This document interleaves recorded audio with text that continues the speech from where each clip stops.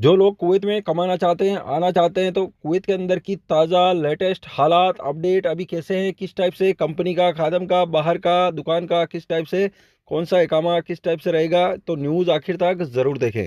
Kuwait के अंदर अभी जो लेबर वर्कर्स हैं बहुत सारे, जिनकी ओरिजिनल और सच्चाई बात यह है कि कुवैत के अंदर सबसे पहले तो कंपनियां, बहुत सारे कंपनियों के जो लेबर वर्कर्स हैं, काम करने वाले बेरोजगार हो गए हैं। कुवैत में कंपनियों में सैलरी का मुद्दा सबसे मेन है, सबसे ज़रूरी।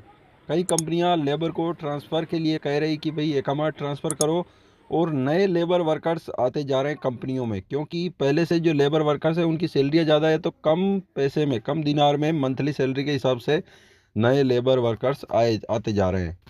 एक आदमी कुवैत में कमाने के लिए आया, 4 महीने में ही रिटर्न हो गया और कर्जा करके कुवैत में। यानी कि सबसे पहले तो वो जो नया आया, 3-4 लाख वीज़ा का खर्च किया, कुवैत में आया, फिर सब कुछ कंप्लीट हुआ, उसका इकामा लगा। ये सब कुछ कंप्लीट हुआ, तब तक 2 महीने ऐसे ही निकल गए, कुछ भी कामकाज कुवैत में नहीं किया उसने। 2 महीने का रूम का किराया, खाने का खर्चा, वो भी, यानी कि कमाया कुछ नहीं, और ये और अलग से चढ़ गया उसके ऊपर। उसके बाद में उसने काम किया, 2 महीने काम किया, जिसमें से 1 महीने की सैलरी मिली, 1 महीने की सैलरी बाकी है। अभी कुवैत में खर्चा इतना है कि 1 महीने की सैलरी 4 महीने तक खर्च नहीं चला सकती, रूम किराया, सब कुछ खाने वगैरह को लेकर। तो उसने और भी कर्जा कर लिया, 3-4 लाख का कर्जा जो है वो, उस वीज़ा वगैरह सब कुछ करके आया। उसके बाद में क्या किया कि 4 महीने के बाद वो पकड़ा गया, वापस उसको रिटर्न कर दिया गया कुवैत से। वो भी फिंगर ब्लॉक करने के बाद में दोबारा कुवैत में नहीं आ सकता। 2-3 लाख वीज़ा का खर्च किया वो कुवैत में, और रहने का अलग से खर्च किया, जो रहने का किराया खाने का हुआ था, वो सब कुछ मिला के इतना कर्ज हो गया कि अब वो अगर कुछ काम करके कमाता है तो बहुत टाइम लग जाएगा उसको उतारने में। तो कुवैत में रहते हैं तो इतना पैसा खर्च करके आते हैं, अगर कुवैत में लेबर वर्कर्स तो कम से कम एकमा लेबर लॉ का, रेसिडेंसी कानून का उल्लंघन ना करें, क्योंकि कोई भरोसा नहीं, कभी भी पकड़े जाएंगे।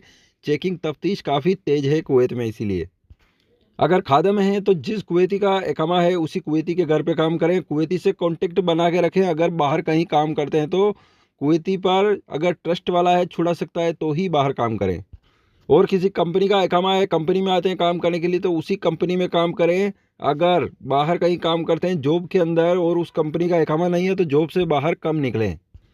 और जो लोग खादम के हैं, कहीं बाहर काम करते हैं, किसी भी टाइप का लेबर, चाहे वो कंस्ट्रक्शन लाइन में काम करते हो, कहीं दुकान पे काम करते हो, कहीं भी आते जाते हैं, तब सेफ्टी बूट, कंपनी का जो वर्दी होता है वो ना पहने, सेफ्टी बूट नहीं पहने, और हेलमेट साथ में ना रखें। कपड़े गंदे दिखते हैं तो प्रॉब्लम हो सकती है, पकड़ सकते हैं, कुछ भी नहीं पूछेंगे वो।